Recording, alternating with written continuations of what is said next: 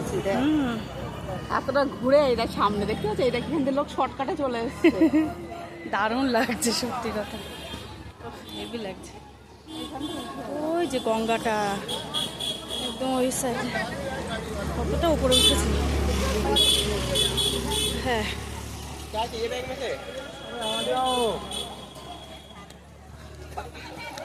দেখিস সাবধানে আয়।